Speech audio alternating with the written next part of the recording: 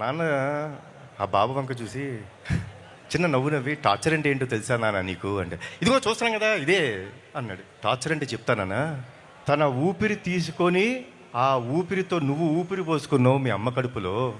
ఆవిడ తినే తిండిని నువ్వు 90% తిని ఆవిడ కడుపులో పెరిగావు.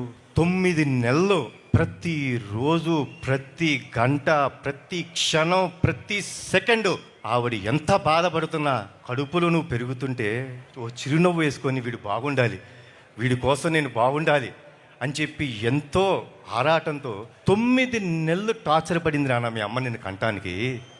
ఆ రోజు ఆవిడ నిజమైన నరకం చూసింది నాన్న.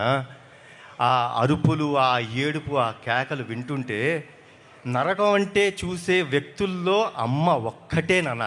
కానీ నువ్వు ప్రసవించిన మరుక్షణం ఆ కేక విని అలా నిన్ను చేతిలో పట్టుకొని గుండెకు దగ్గరికి తీసుకొని ఆవిడ నవ్వు నవ్విందన్న. ఆ నరకం నుంచి నిన్ను చూసి స్వర్గంకి వెళ్ళిపోయినంత ఆనందం వచ్చిందే.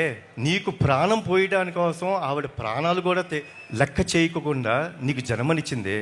అలాంటి తల్లి నీకు టార్చర్ పెడతానన్న. నువ్వు ఆ తల్లి టార్చర్ పెట్టి బయటకు వచ్చావా?